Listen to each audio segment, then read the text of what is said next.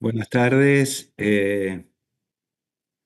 Me es grato en presentar al doctor Volney Garrafa, que va a ser un expositor en nuestro ciclo de charlas sobre derechos humanos, bioética y derecho a la salud. Volney es doctor en ciencias sociales, es doctor en ciencias con postdoctorado en bioética de la Universidad de Roma, Italia, profesor titular y coordinador de la Cátedra UNESCO de Bioética de la Universidad de Brasilia, Brasil. Es editor científico de la revista brasilera de bioética, expresidente del Consejo Directivo y actual coordinador de Relaciones Internacionales de la Red Latinoamericana del Caribe de Bioética de UNESCO, ex vicepresidente de la Sociedad Internacional de Bioética, sección América Latina. Ha sido miembro titular de la Comisión Nacional de Ética en la Investigación del Ministerio de Salud de Brasil desde el año 1997 al 2003, presidente de la Sociedad Brasileña de Bioética 2001-2005 y presidente del Sexto Congreso Mundial de Bioética del Internacional de la Asociación Internacional de Bioética cuando se hizo en Brasilia en el año 2002. Bienvenido, Volner. Es un gusto y un honor que estés con nosotros. Gracias. ¿Me escuchas, Claudio? Hola, Claudio, ¿me escuchas? ¿No? Sí, se escucha, Volney, yo escucho. Perfecto. ¿Puedo empezar, Claudio? Podés empezar. No escucho a Claudio. ¿Se escuchó lo que dije? Sí, ¿Puedo empezar? sí se escuchó, Podés pero empezar, sí. Ok. Muy buenas tardes a todas y todos. Es un gusto estar con ustedes, especialmente en atención a una invitación de mi querido amigo Claudio Capuano y con el gusto de compartir con María Luisa Pfeiffer, queridísima amiga, compañera, así como Víctor Penchassade, compañeros de muchas luchas y seguimos en la misma siempre. El tema de hoy va a ser algunos artículos de la Declaración Universal sobre Bioética y Derechos Humanos. Voy a dividir mi presentación en 4 partes. Es un tema bastante difícil. Yo tenía un artículo publicado hace 3, 4 años atrás en una revista de la Fundación Oswaldo Cruz, aquí de Río de Janeiro, Brasil, ¿no? Con esse tema. Tratei de organizá-lo para apresentar a vocês. Está um pouco largo, mas vou tratar de respeitar o tempo e falar de la maneira mais objetiva possível. O tema se refere a los artículos 13 e 15 da Declaração de Bioética da Unesco, ou seja, solidariedade, cooperação e aproveitamento compartido de benefícios em las investigações em saúde. E a ideia é trabalhar del tema del HIV, del acceso a los insumos y medicamentos del HIV-Sida y hasta la COVID-19 ahora en el año 2020. Entonces, vamos adelante. ¿Tú me lo pasas, Claudio?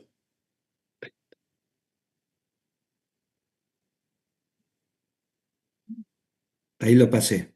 Sí, es que no me entró aquí, que tengo que acompañar aquí. Ok, ahora sí. El objetivo de esta presentación, entonces, es analizar el derecho a acceder a los beneficios del desarrollo científico y tecnológico utilizando las vacunas contra la COVID-19 como referencia de estudio. El texto se basa metodológicamente, en mi presentación, en artículos de la Declaración Universal sobre Bioética y Derechos Humanos de la UNESCO que ustedes conocen. El estudio comienza entonces con una presentación muy brevísima de la declaración y una breve reseña de sus supuestos básicos. Adelante.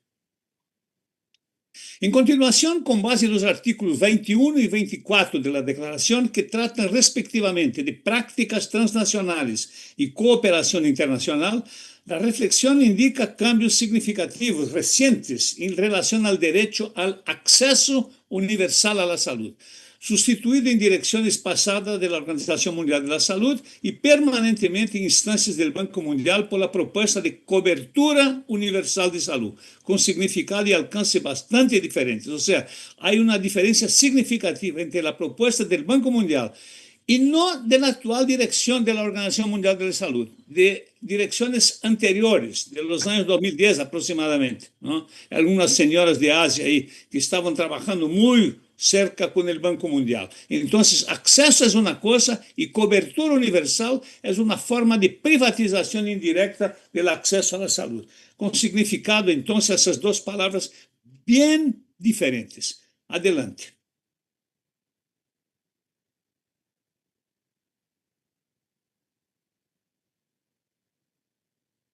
Seguimos. Basado en el artículo 13 de la Declaración de Bioética de la UNESCO, entonces, que trata de solidaridad y cooperación, el tercer punto de mi presentación defiende el concepto propuesto por la bioética de intervención sobre solidaridad cooperativa, basado en la concepción bilateral de la solidaridad como ayuda de países poderosos a otros más necesitados, aunque esa posibilidad es muchas veces sustituida por situaciones nocivas proporcionadas por la llamada solidaridad explotadora, de explotación, o sea, una solidaridad engañosa que es muy común, principalmente con relación a los laboratorios internacionales de medicamentos. La próxima. Finalmente, con base en el artículo 15, que aborda el aprovechamiento compartido de los beneficios central para este estudio, el tópico 4 presenta un análisis comparativa entre dos eventos y esta va a ser la parte central de mi presentación. Primero, evento histórico ocurrido a finales del siglo pasado e inicio del siglo XX, relacionados con la autorización para romper patentes. La traducción se puede decir que, porque en portugués hablamos en quebrar las patentes. ¿Cómo se dice eso en español, Claudio? Yo estoy... Que caigan las patentes. Que caigan, voy a utilizar la palabra romper la patente, ¿ok? ¿Ah? Porque Brasil tuvo un contencioso fuertísimo con Estados Unidos por 2 años, en el sentido de exactamente quiebra de las patentes, ¿no? En el ámbito de la Organización Mundial del Comercio, que permitieron un amplio acceso a las terapias antirretrovirales para el control del VIH-Sida. Y segundo, vamos a llevar para 20 años después, ahora, eventos que comenzaron a ocurrir a partir del 2020 con la pandemia. ¿Es pandemia o pandemia, Claudio? Pandemia. Pandemia de COVID-19, relacionados con la prohibición del derecho al acceso universal a las vacunas relacionadas con la enfermedad.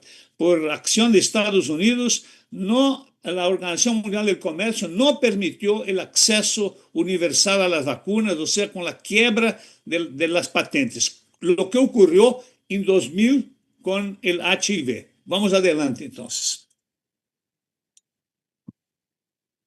Ya se traba a veces.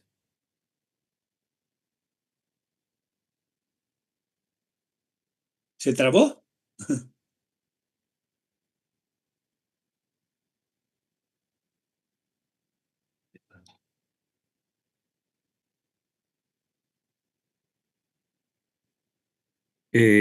Se trabó el power.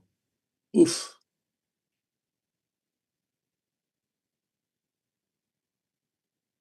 ¿Te puedo ayudar de aquí? No hay como ayudarte, ¿no?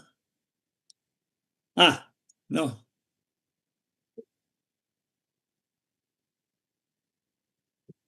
¿Se ve la próxima diapositiva? No. No, a Sí, ver. no. Voy a sacarle el video, así. Disculpen.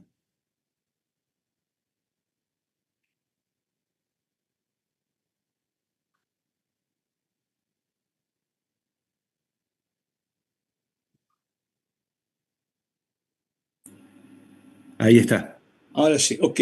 Bueno, entonces la primera parte es un brevísimo resumen de la Declaración Universal de la UNESCO sobre Bioética y Derechos Humanos. La salud como un derecho humano, que es los temas centrales de mi presentación. En la década de los años 90, la UNESCO, la Organización de Naciones Unidas para Educación, Ciencia y Cultura, creó 2 comités que aunaron esfuerzos para redactar 3 declaraciones centradas en cuestiones éticas con miras al futuro, identificadas con la vida, la existencia humana y la supervivencia del planeta.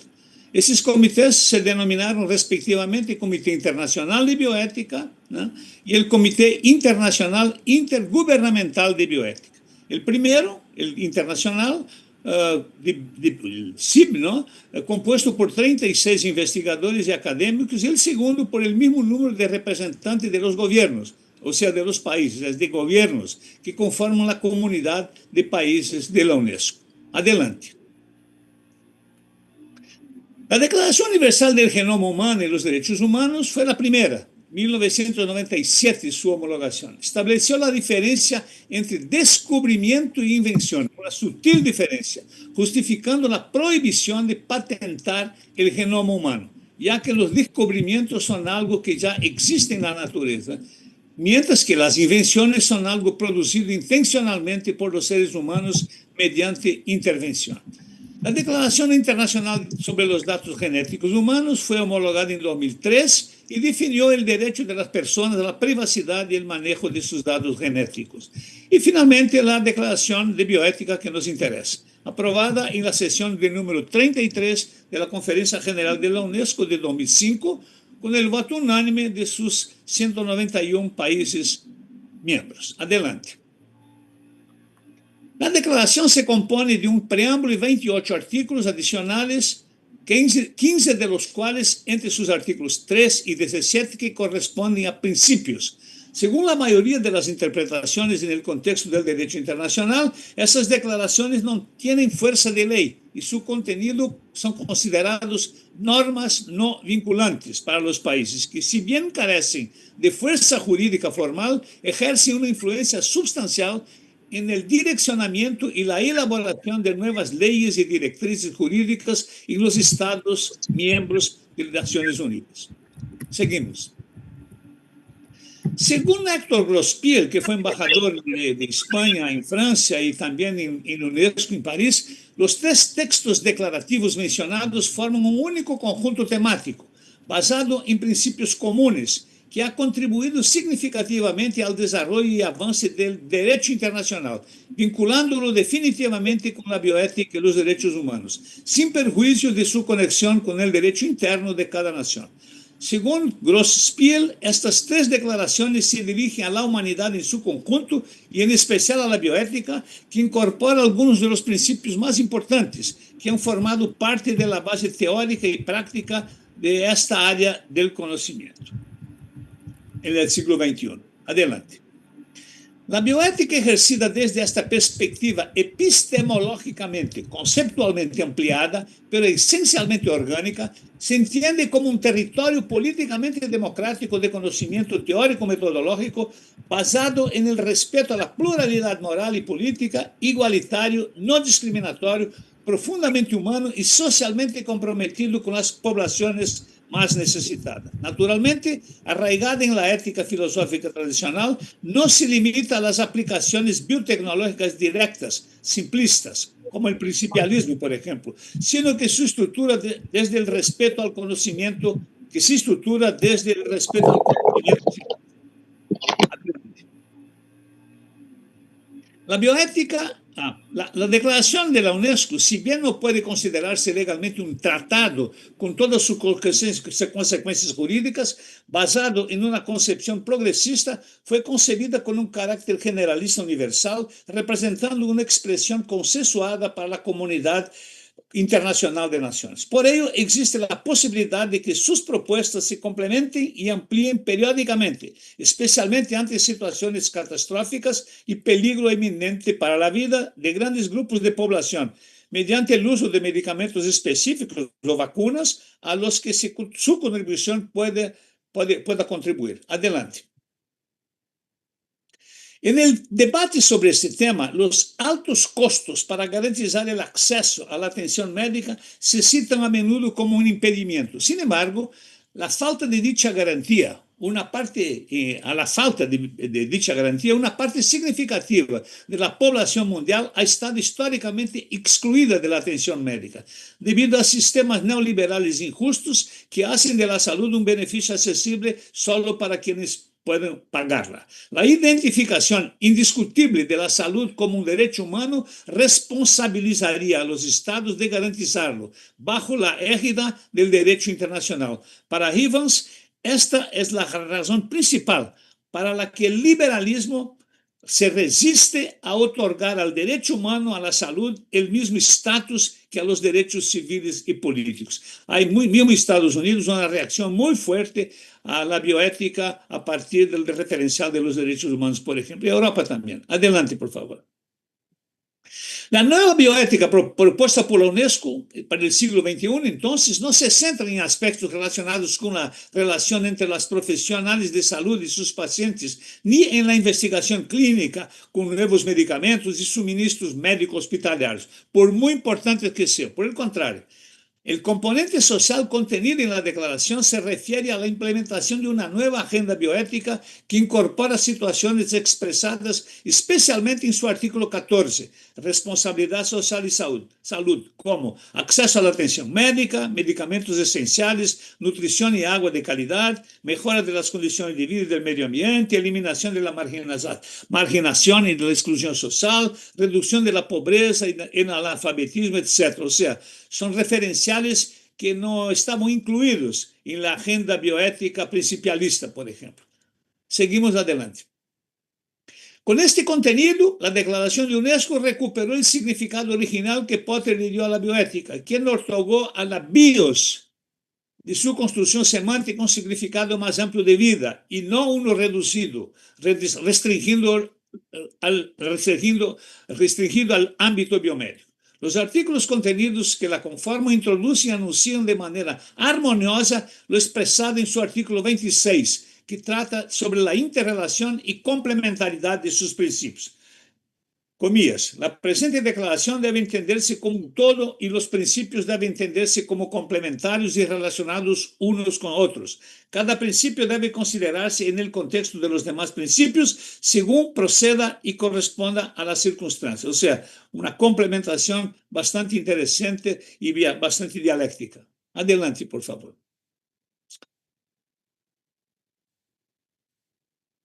La cooperación internacional en salud y el aprovechamiento compartido de los beneficios. Críticas a partir de la bioética. Entonces, eso se refiere al artículo 15 de la declaración.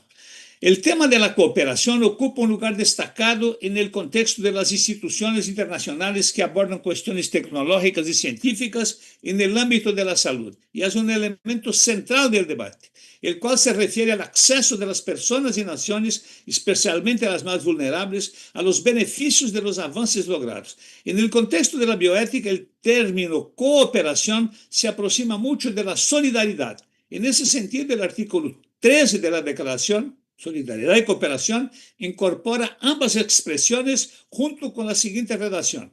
Se deberá fomentar la solidaridad entre los seres humanos y la cooperación internacional con ese fin. Seguimos. Desde el primer punto del prólogo de la DUBI, la cooperación entre seres humanos se reconoce como una expresión moral de la ética misma, que también constituye una forma de solidaridad. La cooperación internacional en bioética, a su vez, se justifica con el artículo 15 de la Declaración, que aborda específicamente la investigación con seres humanos, por el compromiso de considerar que, comillas, los beneficios resultantes de toda investigación científica y sus aplicaciones deben compartirse con la sociedad en su conjunto y dentro de la comunidad internacional, en particular con los países en desarrollo. Adelante. Si bien el artículo 3 establece la solidaridad, que la solidaridad es el valor moral que legitima las prácticas de cooperación internacional, el artículo 15 enumera ejemplos de cómo compartir eficazmente los beneficios de la investigación científica, incluyendo el caso de las vacunas contra la COVID-19. Las recomendaciones del artículo 15 incluyen las siguientes las siguientes, esenciales para el estudio. Vean cómo hay realmente aquí un avance significativo con relación a las demás propuestas conceptuales anteriores para la bioética. Asistencia y reconocimientos sostenibles para las personas y grupos que han participado en la investigación. Acceso a la atención médica. Provisión de nuevas modalidades o productos diagnósticos y terapéuticos resultantes de la investigación. Apoyo a los servicios de salud. Acceso al conocimiento científico y tecnológico e instalaciones para generar capacidad de investigación. Por ejemplo, la cuestión de la declaración del CINCI, por ejemplo, que los investigadores se comprometen, o los patrocinadores de la investigación, en proporcionar medicamentos o insumos del proceso de investigación en el post-estudio. Con la COVID-19, por ejemplo, mucha gente se fue dejada completamente al lado. O sea, los laboratorios utilizaron mucha gente de los países periféricos realmente como monos de investigación y nada más. Adelante, por favor. Sí, ahora se trabó de vuelta. Ahora, disculpen, ¿eh? Sí, gracias, Claudio. Sí.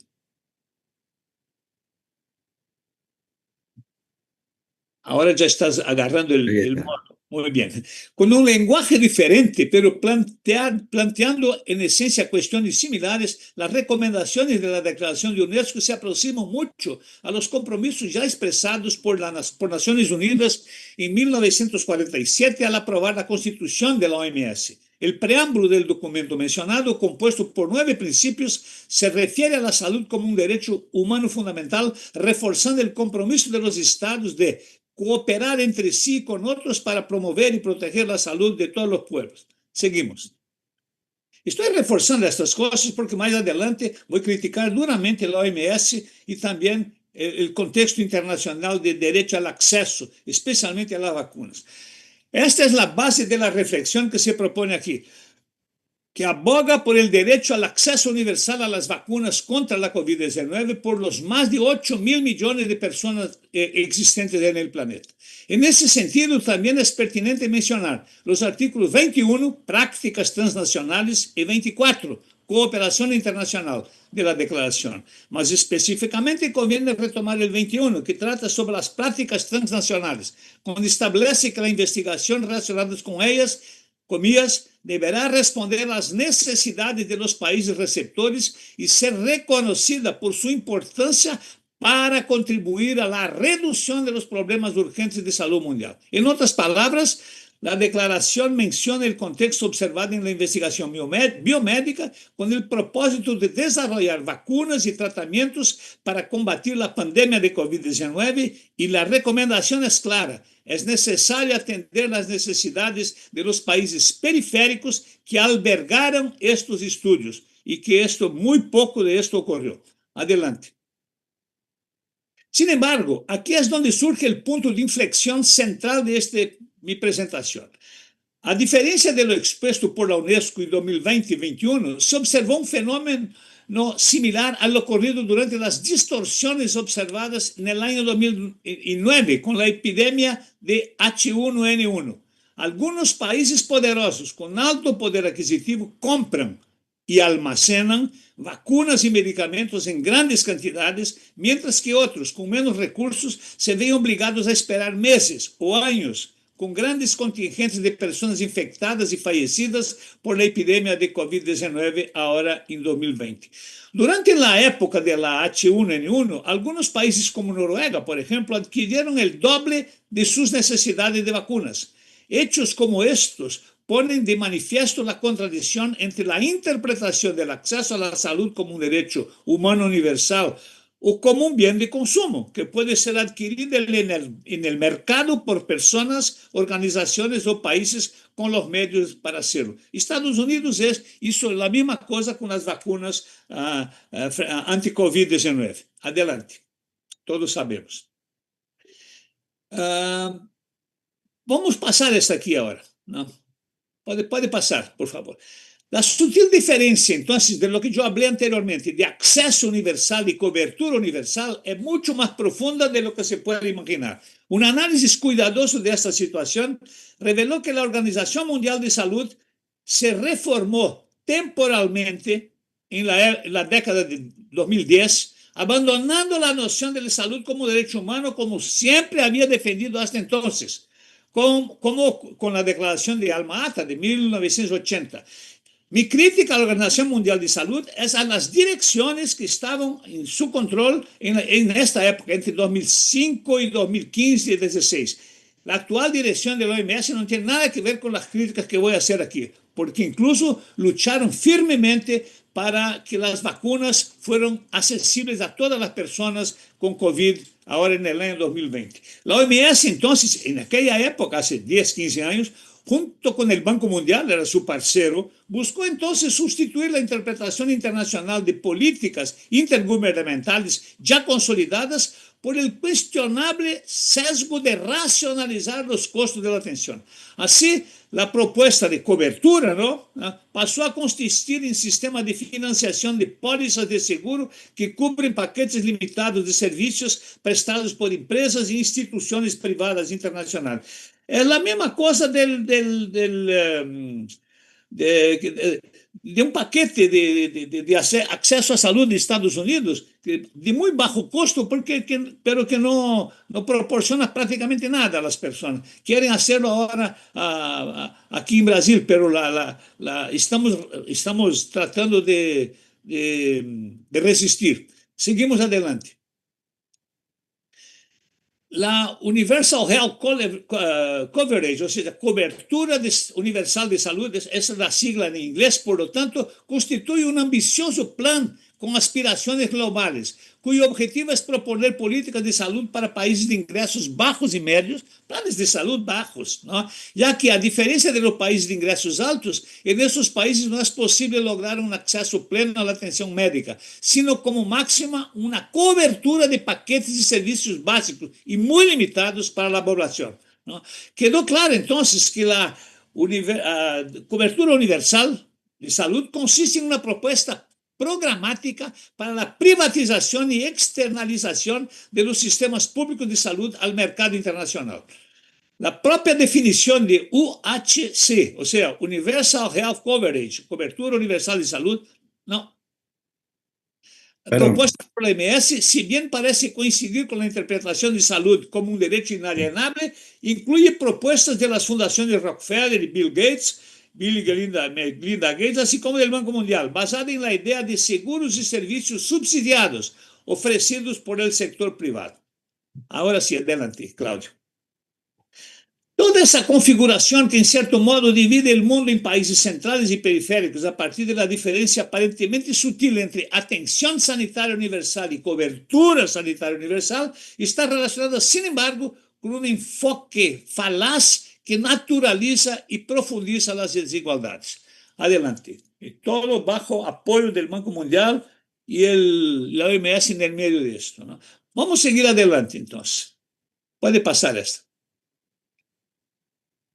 ¿Cómo se puede observar la forma de la OMS, la forma que la OMS encontró en su momento para superar los desafíos que planteaba la noción que proponía interpretar la salud como un derecho humano? Fue ir en la dirección opuesta a la que ella misma creó, es decir, desvinculando la salud de los derechos humanos y asociándola a condiciones financieras. En esta línea de reflexión se analizará más adelante que ante situaciones globales alarmantes como la pandemia de COVID-19, sería deseable que instituciones como la Organización Mundial de Comercio se guiaran preferentemente por los principios de la Declaración Universal de Bioética de la UNESCO, en lugar de preferir los dictados del Banco Mundial, especialmente los relacionados con la solidaridad y cooperación, la distribución de beneficios, a fin de defender el acceso universal para todos los países y habitantes del planeta, ricos y pobres, a las vacunas. Adelante. Solidaridad y cooperación. El punto 3 para después irnos al final que importa en esta charla. La verdadera solidaridad no puede confundirse con acciones con significados, alcances, intereses parecidos pero muy diferentes, como la caridad. Solidaridad no es caridad, no es compasión, no es misericordia, mucho menos fraternidad o filantropía.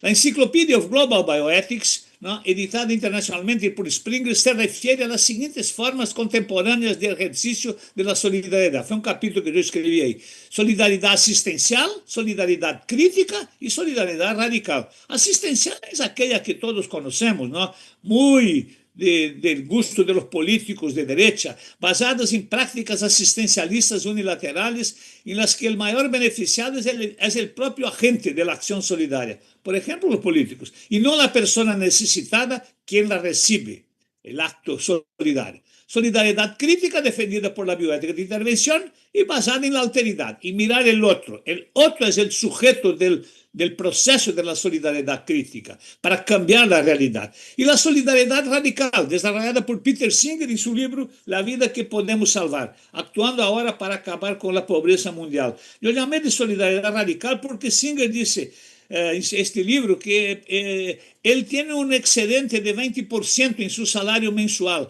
Y con esto él ayuda a los médicos, médicos sin fronteras. Y habla Singer que si tú sabes que hay personas que están muriendo de hambre o de falta de medicamentos y tienes dinero de sobra en tu bolsillo, tú eres un asesino. O sea, es una solidaridad bastante radical la propuesta por Singer. Adelante, por favor. La solidaridad crítica se entiende como la capacidad de la gente que realiza la acción, ya sea una persona, una organización o incluso un país, de comprender las dimensiones sociales y políticas inseparablemente presentes en una relación verdaderamente solidaria. Así, la solidaridad no se limita a una relación típica de la sociedad civil en la simple ayuda o apoyo entre personas e instituciones. Por el contrario, la solidaridad crítica posee un componente colectivo y político que tiene el Estado como referencia, con la capacidad de comprender esta dimensión ampliada que se refiere a la ciudadanía al posibilitar la creación de políticas públicas para la inclusión social. Seguimos. A diferencia de la solidaridad explotatoria y la solidaridad crítica, se basa en la participación democrática de actores individuales o colectivos o incluso países, sin preocuparse con su propio beneficio, sino por brindar a quienes reciben la solidaridad herramientas concretas para que puedan superar eficazmente la situación de vulnerabilidad que a menudo los coloca como receptores unilaterales y pasivos de la acción solidaria. En otras palabras, la solidaridad crítica sugiere acciones concretas relacionadas principalmente con políticas públicas orientadas a la organización social y que buscan minimizar las desigualdades sociales. Este tipo de cooperación promueve el desarrollo social y económico, dignificando a las poblaciones involucradas, donde la palabra donación o ayuda se sustituye por cooperación con más dignidad. Adelante. En situaciones que la bioética de intervención llama a su vez entonces de solidaridad explotatoria, lamentablemente hay constantes denuncias en donde las acciones de solidaridad humanitarias ofrecidas por ciertas naciones, países, solo se han prestado a distintas formas de explotación y ventajas unilaterales a lo largo del tiempo, debilitando aún más a aquellas personas necesitadas a las que inicialmente se suponía debían ayudarlos. Por eso es explotatoria, de explotación. Adelante.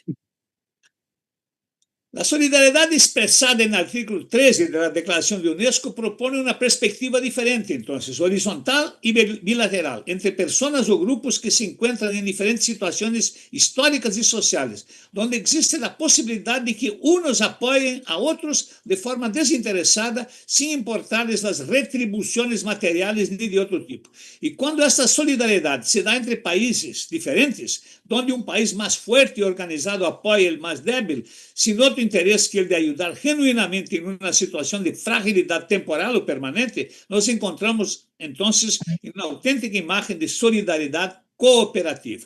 Adelante.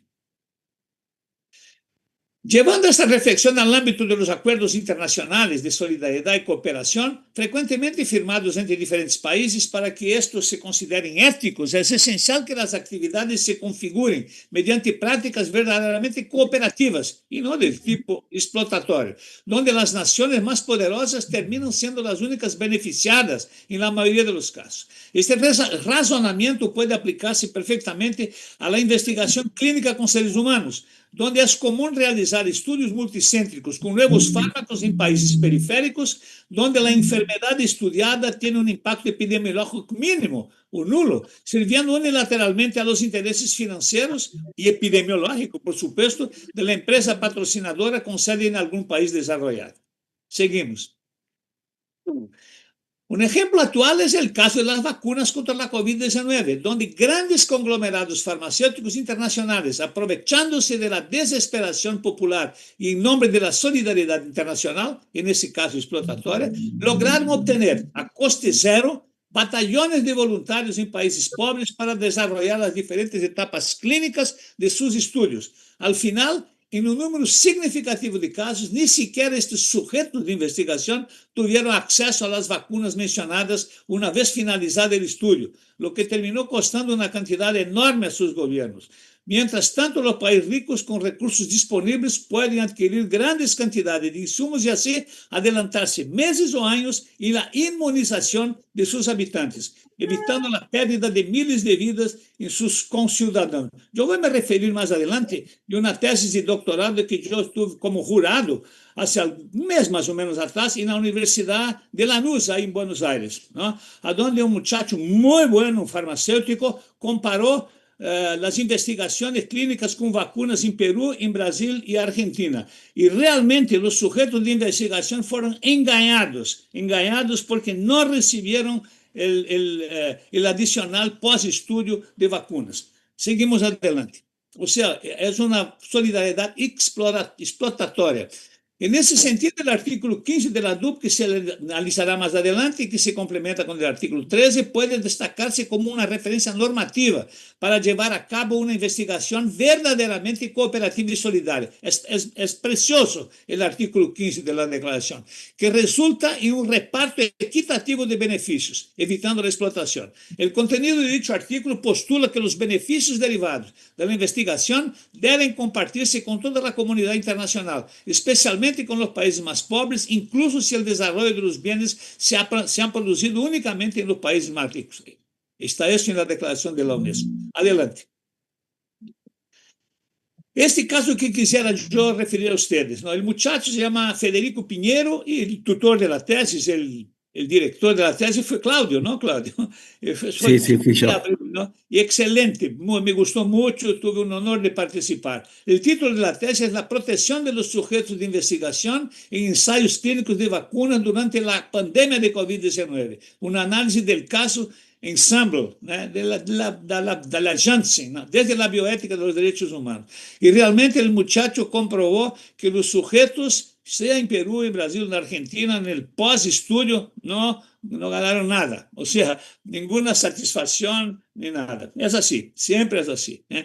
Y nuestro sistema de control ético de las investigaciones en Latinoamérica tiene que cambiar, tiene que cambiar. Claro que hay una diferencia de un país para otro, pero tenemos una fragilidad extraordinaria, ¿no? Y hacen realmente mucho de lo que realmente desean por aquí. Seguimos adelante. Y ahora vamos al cerne realmente de mi presentación. La distribución de beneficios y derecho de acceso a los avances derivados del desarrollo científico y tecnológico, del VIH-Sida a la COVID-19. Desde el final del siglo XX, el debate sobre los medicamentos como bien público global se ha abordado con frecuencia en revistas científicas y en la prensa. Germán Velázquez, quien coordinó el programa de acción sobre medicamentos de la OMS hasta principios de la década del 2000, ya trabajó mucho en los años 90 Velázquez, ya argumentaba con firmeza que las normas comerciales globales no podían impedir el acceso de una parte considerable de la sociedad a medicamentos y vacunas. Cabe destacar que desde la creación de la Organización Mundial del Comercio en 1995, el costo de los medicamentos se ha visto cada vez más influenciado por el denominado Acuerdo sobre los ADPIC. Creo que dicen así, ¿verdad, Claudio? En español, Sí, porque aquí en Brasil llamamos Acuerdo ADPIC, ¿no? Sí. Entonces voy a llamar ADPIC, aquí llamamos TRIPS con las iniciales en inglés, que en otras palabras es acuerdo sobre los aspectos de los derechos de propiedad intelectual relacionados con el comercio. Propiedad intelectual son las patentes, un acuerdo comercial sobre derechos de propiedad intelectual vinculados al comercio en todos los sectores de actividad. O sea, los remedios y las vacunas entraron dentro del contexto de la Organización Mundial del Comercio. Adelante. El sector sanitario tardó 3 años, habla Velázquez, en tomar conciencia del problema en el contexto internacional, tras la publicación de un informe de la OMS en la época que señalaba las posibles consecuencias perjudiciales de este acuerdo para el acceso a los medicamentos, especialmente para los llamados países en desarrollo. Ese es el término medio raro, ¿no? Países pobres, que a efeitos desse artigo se denominam países periféricos ou pobres, vamos chamar-los periféricos, em contraposição aos países centrais ou ricos. Por lo tanto, se tomarão como referência 2 episódios específicos relacionados com a Organização Mundial de Comércio. Vou contar a vocês uma narrativa de 2 histórias, em 2 momentos diferentes, cuyo debate se centra en el acceso a medicamentos y vacunas por parte de los países periféricos o pobres, el VIH-Sida y la COVID-19. Adelante. Primero, el caso de la quiebra. Yo voy a utilizar la palabra quiebra, ¿ok, Claudio? No es la mejor. Está bien, usala. Se comprende, se ¿verdad? entiende, se entiende. El caso de la quiebra de las patentes de medicamentos antirretrovirales, de VIH y SIDA. El primer de esos casos tuvo lugar entre los años 2000 y 2002, cuando surgió una fuerte disputa en este foro de la Organización Mundial de Comercio entre Brasil y Estados Unidos. El gobierno brasileño se opuso firmemente a la industria farmacéutica, especialmente a los laboratorios estadounidenses de antirretrovirales, que eran desesperadamente necesarios en el país en la época, reivindicando el derecho a anular, el llamado en inglés override, los derechos exclusivos para comercializar y o producir medicamentos utilizados en el tratamiento del VIH-Sida. Argumentando que el bienestar público, ese fue el argumento brasileño, que estaba en una legislación interna de Brasil, el bienestar público, especialmente ante problemas que afectaban la vida de importantes grupos de población, debía prevalecer sobre el lucro, o sea, el bienestar sobre el lucro. En otras palabras, Brasil dependió del derecho de los países a quebrar los derechos de propiedad intelectual, las patentes de, en este caso, medicamentos antirretrovirales relacionados con la lucha contra el VIH-Sida. Adelante. Y les voy a contar aquí esa historia, ¿no? Es una historia rara. La postura de Estados Unidos, totalmente opuesta a esta práctica en defensa de sus empresas, desencadenó un intenso conflicto diplomático y comercial entre Estados Unidos y Brasil. La postura brasileña se basaba en la ley que regula los derechos y obligaciones relacionados con la propiedad intelectual, la cual permite aquí en Brasil el uso de lo que se llama licencia compulsoria o temporal en casos de emergencia de salud pública. El proceso fue largo y tortuoso. Inicialmente, tras intentar sin éxito disuadir a Brasil por la iniciativa, Estados Unidos presentó una queja formal ante la Organización Mundial del Comercio contra la práctica propuesta, la práctica de quiebra de las patentes, ¿no? Formalizando una solicitud de reunión del organismo oficial de la Organización Mundial de Comercio encargada de la solución de controversias, argumentando que constituye una violación del acuerdo sobre los ADPIC. Finalmente, en julio de 2001, tras más de un año de reuniones, casi un año y medio, negociaciones y consultas, los países llegaron a un acuerdo. Y raridad, amigos, Estados Unidos terminó admitiendo la posibilidad de quiebra de las patentes por parte de los países en desarrollo en las situaciones sanitarias mencionadas. Pero ahora ustedes van a entender por qué Estados Unidos abrieron esta posibilidad en esa situación. Seguimos adelante. Como ya no se ve nada. La victoria de Brasil se debió a varios factores, el más importante de los cuales fue el uso de la premisa humanitaria de que el bien público debe prevalecer sobre el lucro, postura que legitimó su estrategia de defensa. Esta línea de argumentación obtuvo el apoyo de la mayoría de las naciones que también participaron en las negociaciones, especialmente Sudáfrica, un país que, al igual que Brasil, no contaba con la situación económica para afrontar la producción gratuita de antirretrovirales para toda su población necesitada y que era muy grande como en Brasil. Otros países como India, que cuenta con tecnología avanzada en la producción de medicamentos genéricos y medicamentos en general, también adoptaron la misma línea de argumentación, al igual que varias organizaciones y entidades internacionales de diferente naturaleza y por razones humanitarias, como las propias Naciones Unidas, a través de su programa conjunto de las Naciones Unidas sobre el VIH-Sida, o ONU-Sida, la OMS, la propia OMS, Médicos Sin Fronteras y otras instituciones. Seguimos adelante.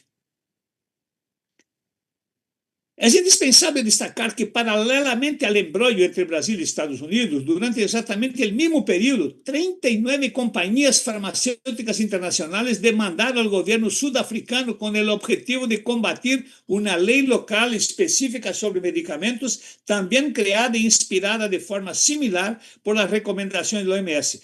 Brasil terminó por no quebrar patentes, pero Sudáfrica quebró las patentes, como India ya hacía. La combinación de estos hechos, ampliamente difundida por la prensa internacional en aquel momento, terminó indignando a la opinión pública, lo que desencadenó una intensa campaña de apoyo a la postura de Sudáfrica, generando duros embates que contribuyeron al desarrollo de nuevos hechos después del año 2001. Y seguimos en mi reflexión. Adelante, Claudio, por favor. Aunque la disputa entre Brasil y Estados Unidos aparentemente se había resuelto, el asunto seguía siendo muy visible, lo que reavivó el debate sobre la necesidad de revisar el acuerdo sobre los ADPIC desde la perspectiva de los países ricos, especialmente la forma en que debía abordarse la propiedad intelectual a partir de entonces. Como resultado de todo esto, miren ustedes, en noviembre de 2001 se convocó una conferencia ministerial de la Organización Mundial de Comercio en Doha, Qatar, con el objetivo principal de debatir los puntos de desacuerdo del acuerdo sobre los ADPIC. En esa ocasión se elaboró la declaración relativa al acuerdo sobre los ADPIC y la salud pública, que abordaba los puntos más controvertidos del acuerdo. Adelante. Perdón, creo que saltó una, Claudio. Exactamente. Esa declaración reconoció los problemas prioritarios de salud pública de los países periféricos, esa declaración de la Organización Mundial del Comercio, especialmente en relación con las epidemias de VIH, SIDA, tuberculosis y malaria, y reiteró que el acuerdo sobre los ADPIC no debía impedir que un país promoviera políticas para garantizar el acceso de su población a los medicamentos. Garantizaba, sí, el derecho de cada país miembro de la Organización Mundial del Comercio a determinar el significado de una situación de emergencia y definía los casos en los que, siempre que se respete el acuerdo sobre los ADPIC, podía declararse la licencia compulsoria, o sea, la propuesta inicial de Brasil en la pelea con Estados Unidos. El documento también reafirmó la importancia de la salud pública, reforzando la necesidad de proteger la propiedad intelectual para que se pudieran seguir desarrollando nuevos medicamentos, por supuesto. Adelante, por favor. Y ahora que viene lo bonito de todo esto. ¿Por qué Estados Unidos firmó este acuerdo en contra de su visión capitalista, ¿no?, de apoyo a sus empresas? El acuerdo de Estados Unidos con esta resolución se justificó con razones de peso. Poco antes de la reunión de Doha y poco después de los atentados del 11 de septiembre de 2001, se encontraron muestras de una bacteria letal conocida por su potencial uso como arma biológica, el anthrax, en Nueva York, Florida y Washington, lo que generó una gran demanda del antibiótico ciprofloxacin, conocido como Cipro. El Cipro fue el primer antibiótico no natural, artificialmente creado. Un fármaco utilizado para controlar el problema. Resulta que la patente de ese fármaco, porque un loco ahí empezó a poner el anthrax dentro de cartas y enviaba cartas para todo el país y personas, murieron algunas personas, pero no fueron muchos, ¿no? Pero murieron algunas personas por ese anthrax, porque se usa como arma biológica, ¿no? Y resulta que la patente de este fármaco, del ciprofloxacin, en Estados Unidos pertenecía a la empresa alemana Bayer. O sea, la patente no era americana. En octubre de 2001, escucha aquí bien esto, la tableta de 500 miligramos le costaba al gobierno estadounidense $1.83 por unidad y se vendía al por mayor a $4.67, mientras que la versión genérica del laboratorio FDC, vendida en India, costaba tan solo $0.06 al por menor. Adelante, seguimos en esto. Cabe destacar que el mismo cipro de la Bayer se vendía en farmacias indias por tan solo $0.13, o sea, 13 centavos de dólar, es decir, 36 veces más barato que en el mercado mayorista estadounidense. Ante la necesidad de aumentar su existencia del fármaco debido a las sospechas de que se trataba de un nuevo ataque terrorista árabe, hecho que posteriormente se desmintió, el tipo que estaba poniendo el anthrax era un tipo enfermo mental de la época de la guerra del Vietnam, ¿no? Y al no querer negociar con el laboratorio indio para no contradecir abiertamente su historial de postura internacional en ese campo, Estados Unidos negoció duramente con el laboratorio alemán, logrando una reducción significativa del precio del fármaco. ¿Qué dijo Estados Unidos a Alemania, a la Bayer? Si ustedes no bajan el precio, nosotros vamos a quebrar la patente de ustedes. O sea, hagan lo que yo digo, pero no hagan lo que yo hago, ¿no? Y por esta razón que Estados Unidos no tuvo un moral para realmente votar en la reunión de Doha en Qatar en 2001, ¿no? En contra de esta propuesta. Adelante, por favor.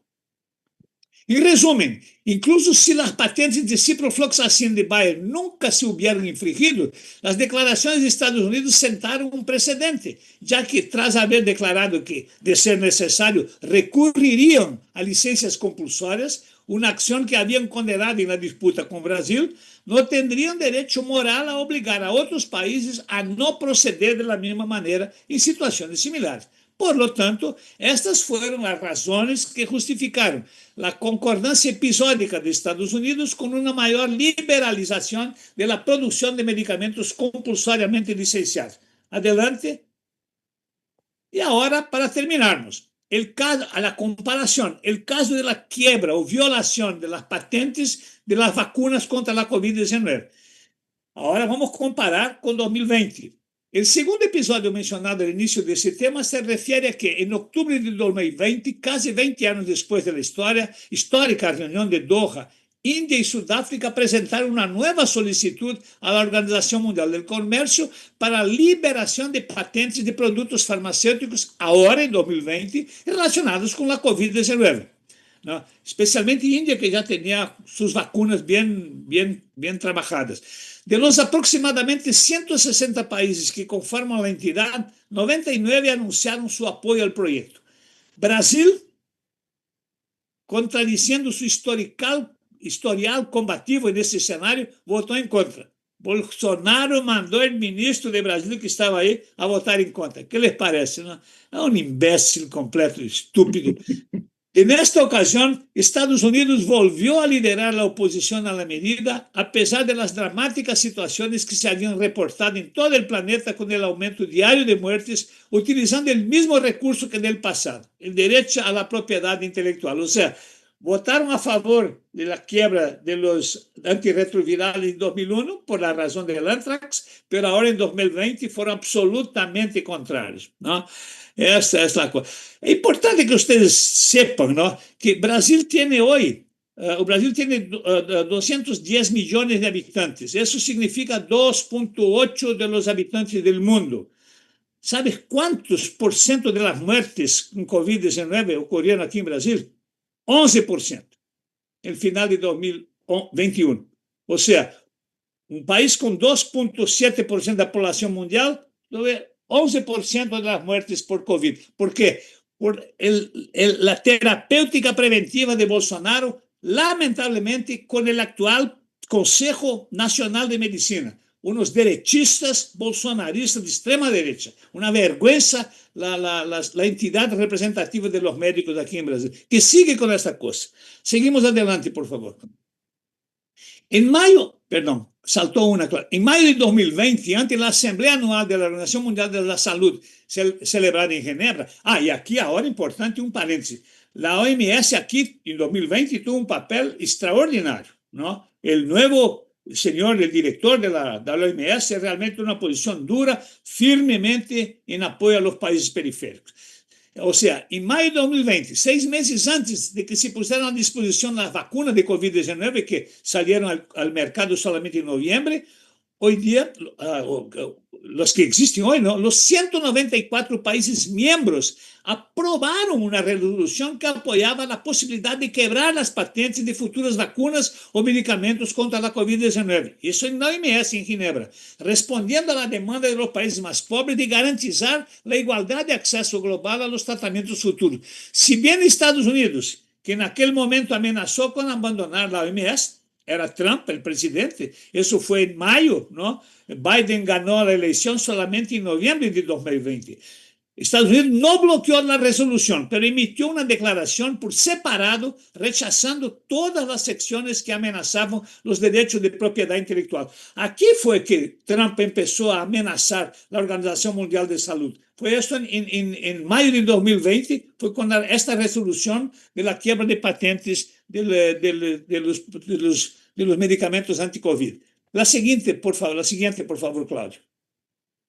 El texto de la resolución de la OMS exigía el acceso universal, rápido y equitativo, así como una distribución justa de los productos y tecnologías médicos necesarios para combatir la COVID-19. Para reforzar la posibilidad de infringir las patentes de vacunas y tratamientos, la resolución hacía referencia a la Declaración de la Organización Mundial del Comercio de 2001, a la cual yo me reporté anteriormente, cuya interpretación, como se vio, ¿no?, justificaba las denominadas licencias compulsorias de vacunas, compulsorias temporales, ¿no?, y medicamentos en emergencias sanitarias. En este sentido, es necesario destacar que la demanda de los países periféricos en la Asamblea de la Organización Mundial de Salud estaba directamente relacionada con el contenido del artículo 15 de la Declaración de la UNESCO sobre el aprovechamiento compartido de los beneficios. Está estrechamente relacionado con el tema aquí abordado. Comillas, el derecho al acceso al conocimiento científico y tecnológico y al suministro de nuevas modalidades o productos diagnósticos y terapéuticos resultantes de la investigación. O sea, la declaración de la UNESCO es tremendamente actual hasta hoy, ya con sus 20 años de vida. La próxima, Claudio, por favor. Ya estamos casi al final. Según un comunicado de la delegación estadounidense en Ginebra, la referencia a la posibilidad de quebrar patentes implicó que Estados Unidos quedara excluido en esa parte del texto. Según el gobierno, comillas, enviar un mensaje tan engañoso, el gobierno americano, estadounidense, ¿no?, enviar un mensaje tan engañoso desalentaría el desarrollo de investigación innovadora en el campo biomédico de las vacunas, una acción esencial en la búsqueda de soluciones contra la COVID-19, decían ellos. Junto con otros países con fuertes industrias farmacéuticas como Japón y Suiza especialmente, y siempre los mismos, Australia, né, etc. Estados Unidos argumentó que el documento debería centrarse en reforzar el papel estratégico de la propiedad intelectual en el campo de la innovación científica como estímulo. Segundo ellos, el acceso a las vacunas o medicamentos requeridos por la resolución de la OMS podía darse de otras maneras. Ahí, ¿no?, más una vez, la solidaridad explotatória. Por ejemplo, mediante acciones voluntarias de organizaciones o empresas interesadas en ayudar, ¿no?, por medio de alianzas, donaciones u otras actividades relacionadas con la solidaridad. La próxima. En aquel momento, varios gobiernos de países periféricos expresaron su temor de que estos cambios fueran insuficientes para garantizar el acceso a futuras vacunas, probablemente costosas, como de hecho ocurrió. Brasil llegó a pagar $30 por dosis de vacunas en algún momento, para que ustedes se den cuenta del inicio de todo el proceso. Después bajó el precio. Por otro lado, China y Francia sorprendentemente, se posicionaron del lado de los países periféricos, afirmando que cualquier vacuna que se descubriera debía considerarse un bien público, es decir, debía estar disponible para todos sin que esto significara ser propiedad exclusiva de un país o empresa. Adelante. La situación general en este periodo 2020-2021 en cuanto a la disponibilidad, compra y distribución y acceso a las vacunas contra la COVID-19 fue, por lo tanto, similar a la de 2 décadas antes con los antirretrovirales. Al igual que sucedió en 2009 con las vacunas y los medicamentos contra la gripa H1N1, una vez más, los países ricos, poseedores del conocimiento, tecnología y de los recursos para fabricar nuevos insumos biomédicos, se lanzaron ávidos al mercado con el objetivo de garantizar a sus ciudadanos, especialmente los más adinerados, seguridad sanitaria y a sus empresas aún más ricas con el proceso de la COVID-19. Adelante, por favor.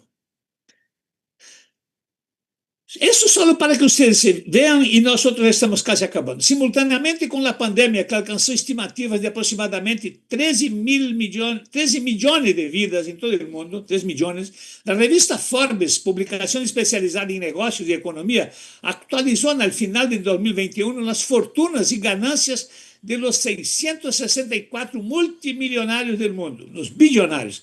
Entre ellos, encabezando la lista, se encontraban los dueños de la Amazon, Google y Uber, todos los amigos de Trump, ¿no? Registrando que en conjunto los 3 conglomerados, miren, aumentaron su riqueza en 1.3 billones, $1.000 millones durante la pandemia. O sea, aprovecharon para enriquecer durante la pandemia. Tomando como referencia estas cifras relacionadas con la creciente concentración del ingreso a nivel mundial, es posible evaluar que el gigantesco esfuerzo realizado por organizaciones internacionales como UNESCO, la Organización Mundial del Comercio mismo, o la propia OMS, lamentablemente, sigue siendo insuficiente para lograr un verdadero impacto humanitario global que mejore el acceso de las personas más necesitadas a los beneficios del desarrollo científico y tecnológico. El aprovechamiento compartido de los beneficios. Adelante, terminamos con las consideraciones finales. La emergencia sanitaria mundial causada por la COVID-19 ha demostrado una vez más que la salud global está interconectada e interdependiente, como los principios de la Declaración de UNESCO. La salud de las poblaciones adineradas también depende de la salud de las poblaciones pobres y desatendidas. ¿Por qué? Porque la búsqueda de la maximización de beneficios propia del sistema capitalista termina teniendo efectos perjudiciales a las poblaciones marginadas de la periferia, las periferias, ¿no? Una situación que se transmite a quienes están en la cima, con mucha plata, ¿no? En la era de la globalización, los virus se propagan en los medios de transporte modernos, aviones, trenes, autobuses, metros, etc., y no respetan fronteras. Además que la acumulación de capital ha contribuido directamente a una distribución igualmente injusta de los efectos de la morbilidad y la mortalidad de la enfermedad. La amenaza se cierne, o sea, dice respeto a todos.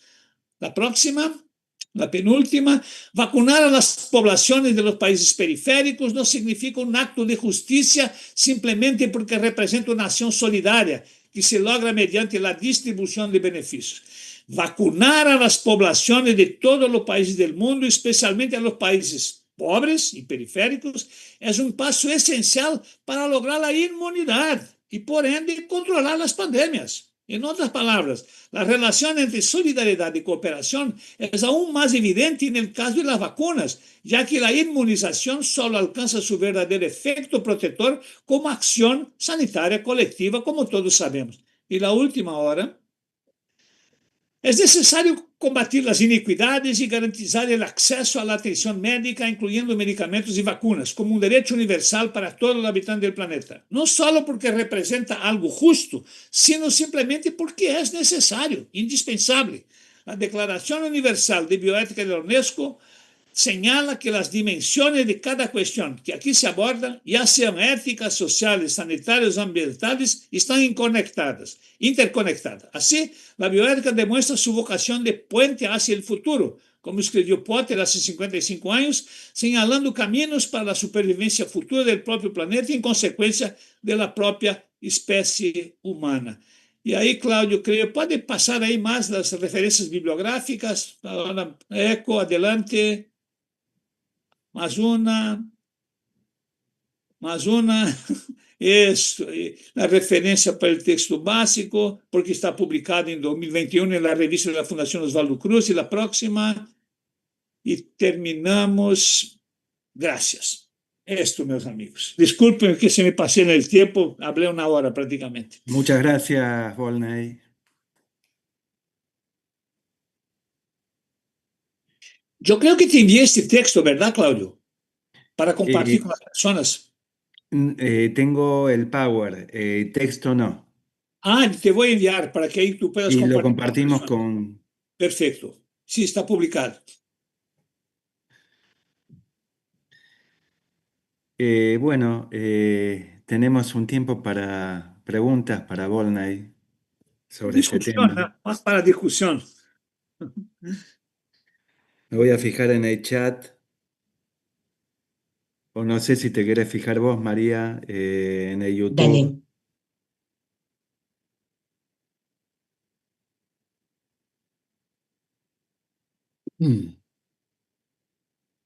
Una preguntita por Sí, claro. la mano de verdad sirve igual que la manito de... Y es más fácil. Excelente, Volney, excelente. Pero yo lo que me interesaría sería escuchar tus comentarios sobre la vinculación entre la extrema derecha y la oposición a las vacunas. Porque en realidad da la sensación de que Estados Unidos en este momento se ha convertido en una especie de adalid antivacuna, sobre todo con estúpido de ministro. En fin, ¿tienes algo que comentar desde la bioética a la oposición a las vacunas por parte del capitalismo en última instancia? Sí, pero es una cosa muy incomprensible, Víctor. Creo que es un paquete. La extrema derecha mundial tiene un paquete de cosas y las vacunas hacen parte de ese paquete. El flúor, tú sabías que el flúor también, el flúor en el agua, ¿no? Brasil tenía caries dental del norte a sur y después de la fluoretización de las aguas, mejoró muchísimo la situación. Ahora aquí quieren sacar el flúor de la agua, también en nombre de la autonomía. Este es el problema, amigo, me parece.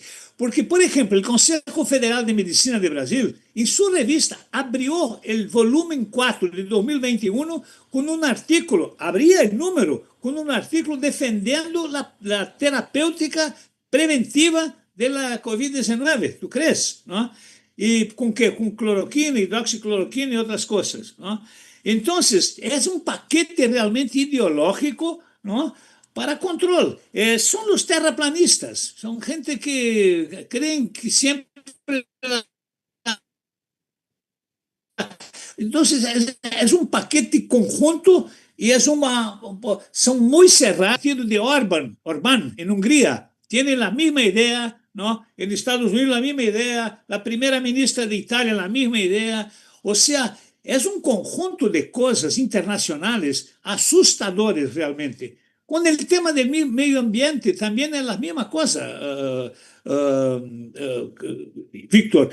Ahora, aquí en Brasil, ellos no tienen respuestas para esto, ¿no? Uno pregunta y salen por otras cosas y van por las redes sociales. O sea, su línea académica, su línea científica son las redes sociales, a donde el nivel es muy bajo para discutir esas cosas. Entonces, realmente no hay una justificativa, porque el caso de Brasil, por ejemplo, fue gritante, porque las vacunas llegaron muy tarde, porque Bolsonaro prohibió de comprar las vacunas, ¿no?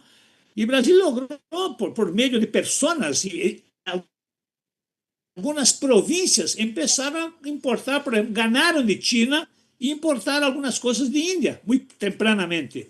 Pero ahí está la explicación porque tuvimos hasta ahora 715.000 muertes por COVID en Brasil, ¿no? Comparativamente es demasiado para Brasil, ¿no? Como yo hablé anteriormente, o sea, tenemos 2.7% de la población mundial, pero 11% de las muertes por COVID que ocurrieron en el mundo.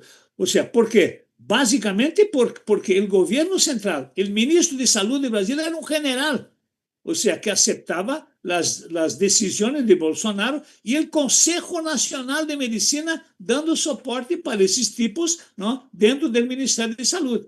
Entonces, algunas secretarías provinciales de salud empezaron a hacer cosas diferentes y más adelante la cosa se puso muy fuerte y hubo ahí sí la importación. Ahora, eso no es que es un misterio, Víctor, pero yo creo que mucho está en la testa de la extrema derecha. Se ve que el ministro de Salud de Estados Unidos es este pariente de los Kennedys, ¿no?, que es amigo de Trump, y este tipo está exactamente con la misma posición. O sea, hay un recetuario con esas posiciones internacionales, porque aprovechan con esto porque población ignorante, Víctor, es más fácil de controlar. Entonces, yo creo que es por ahí. Es una estrategia internacional de la extrema derecha que está realmente creciendo asustadoramente. En Portugal ahora, en Francia, ¿no? Está terrible, ¿eh?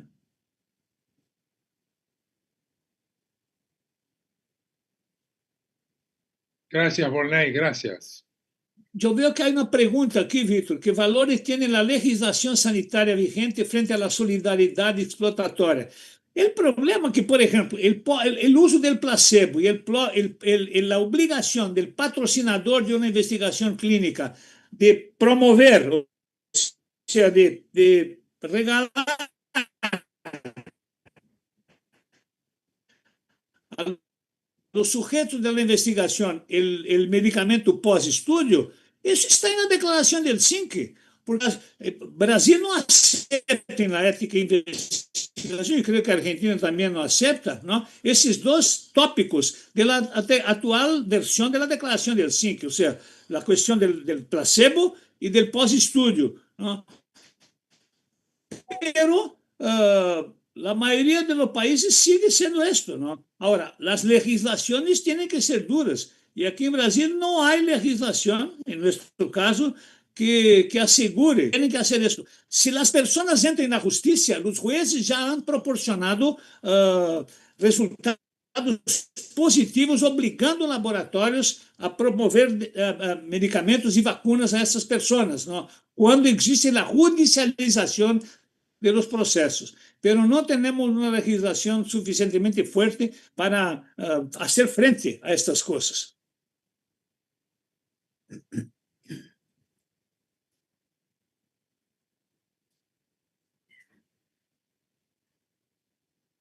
María Yo Luisa, haría querida un amiga. pequeño comentario. Sí, haría un pequeño comentario.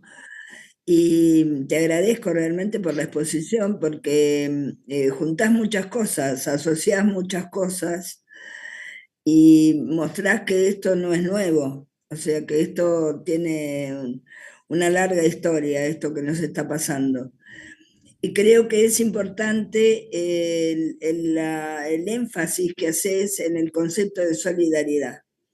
El concepto de solidaridad es ajeno a la ideología, podríamos decir, capitalista, totalmente ajeno, que se basa en apoyarse y en poner como ideal pensar al individuo autónomo, y de allí esa palabra que tanto usa y usó la bioética tendría que volver a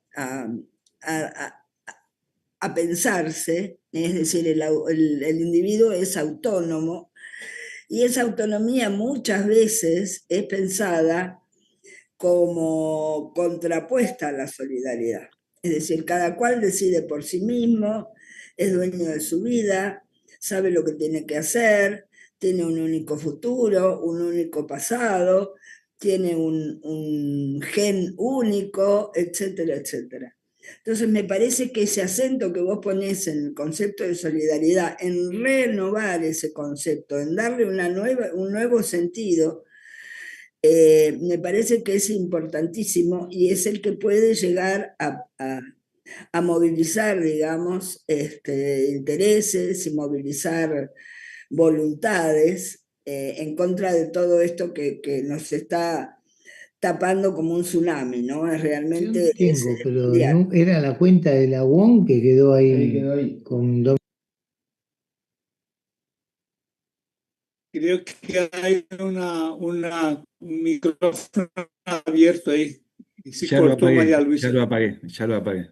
Se cortó la última parte de María Luisa, de lo que decías. No, digo, en este concepto de la solidaridad me parece que es fundamental para oponerlo a toda esta ideología, que en última instancia no es más que una ideología basada en los intereses de los que dominan en este momento el poder, de que somos individuos autónomos, es decir, cada cual es una isla y hace con su vida lo que le parece, lo cual es una auténtica aberración, porque todos dependemos de todos, no solo nosotros, toda vida depende de otros.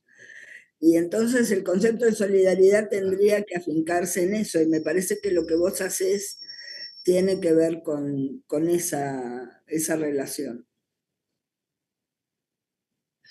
María Luisa, tu intervención te agradezco mucho, amiga, siempre tan aguda.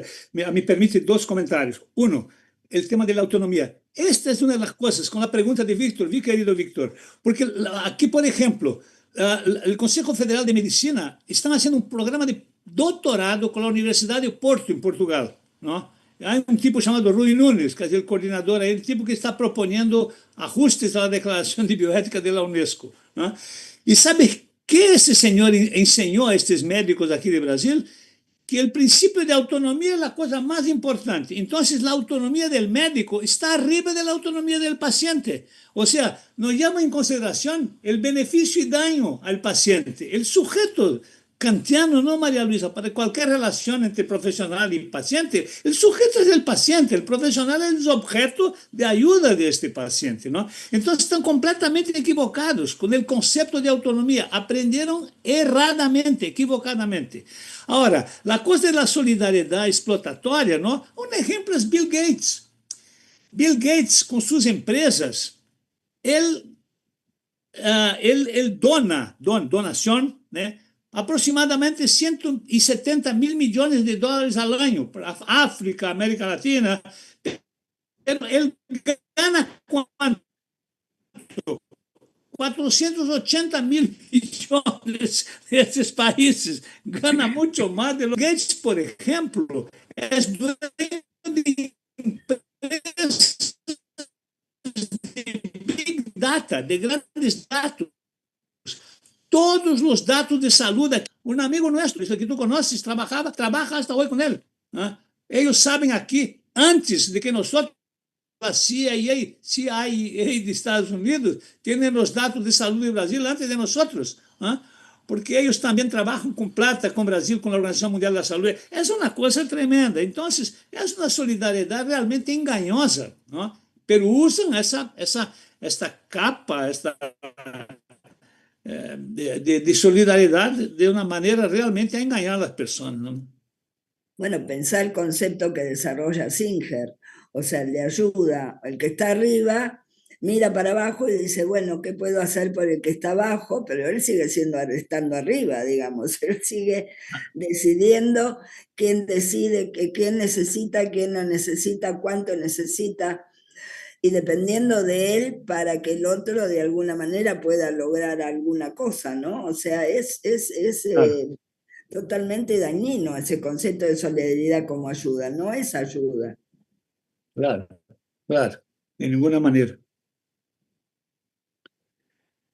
María, Sí, quería traer un elemento más a esta discusión sobre la solidaridad, porque bueno, yo estoy estudiando en estos tiempos el tema de los ensayos de infección controlada para el desarrollo de vacunas para la COVID-19, y uno de los argumentos que se usó para convocar a la gente fue el altruismo, ¿no? De hecho, hasta se organizó una ONG que se llamó un día antes para convocar a voluntarios a estos ensayos de infección controlada. Entonces pensaba cómo juega esa conceptualización del altruismo basada en una noción de autonomía totalmente liberal, limitada al sujeto, sin ningún contexto, con esta argumentación que vos hacías, Volney, de la solidaridad y de la solidaridad explotadora. Claro, claro. Eu não sei se... Não, mais um comentário, né? Eu agradeço muito. No sé, ¿tenés algún comentario para hacer sobre ese tipo de convocatorias, Para y sujetos esto de que se usó? investigação. Claro, É esto que que se usó sobre todo en Estados Unidos y en Inglaterra, ¿no? De convocar, pagar por participar en el estudio. Claro. Mira, la cuestión de pagar a los sujetos de investigación es muy complicada. Por ejemplo, el Comité de Ética e Investigación de la Johns Hopkins University se quedó por 5 años cerrada. ¿Por qué? Porque pagaron a una joven estudiante de medicina para que ella se incluyera en un grupo de investigación sobre asma. Asma, ¿no? Asma. Pero como ella no tenía asma, trabajaron con asma inducida. Inducieron a la muchacha, o sea, ¿comprende? Pero ella sabía y recibió el dinero y se murió. Y se murió. Y la FBI de Estados Unidos supo de esto y cerraron el Comité de Ética e Investigación, ¿no? En muchos países se pagan sujetos de investigación y muchas personas se ponen a la disposición porque necesitan, ¿no? Necesitan. Ahora yo pregunto, por ejemplo, no sé cómo es en Argentina, aquí en Brasil hay los medicamentos similares y medicamentos similares y los genéricos, ¿no? Y las investigaciones para los similares y genéricos, ¿quiénes son los sujetos de esas investigaciones? Las aprueban así, ¿no? Es un campo muy complicado. Este campo principalmente de las investigaciones clínicas, ¿no? Yo creo que realmente los países deberían abarcar una propuesta pública, pagar personas capacitadas, bien pagos, para realmente centralizar este control, porque pasa con mucha facilidad, pasan en nuestros comités de ética. Ustedes saben de esto, ¿no?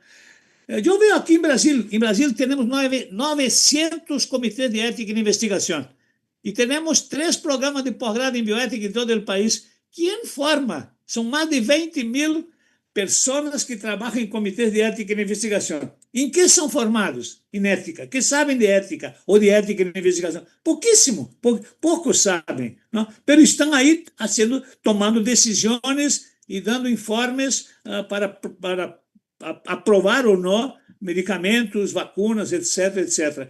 Ou seja, eu creio que realmente este é um campo muito difícil, onde o poder econômico tão forte dos laboratórios internacionais, principalmente, trabalha fortemente na política e faz com que sigam fazendo coisas que vuelta y vuelta se descubren algunos casos nuevos, ¿no?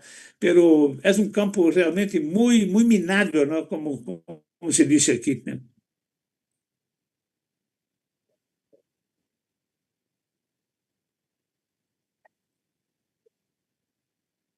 ¿Alguien más tiene preguntas? María, ¿hay alguna pregunta en el canal de YouTube? No, todavía no. No nos has convencido, Volney, no tenemos preguntas. ¿Cómo? Estoy convencido.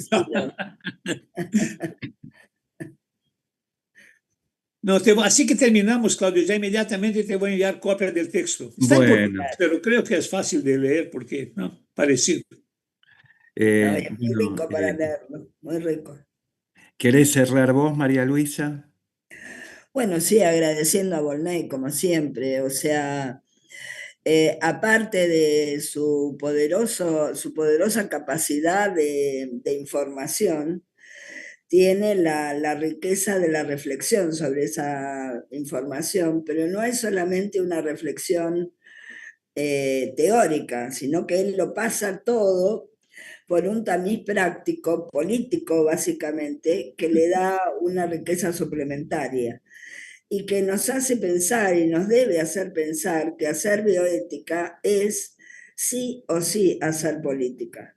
Es decir, es imposible pensar hacer bioética si lo pensamos como algo individual, particular, entre comillas, científico, y nos olvidamos que tiene que ser práctico. La ética debe ser práctica y la bioética con muchísima más razón.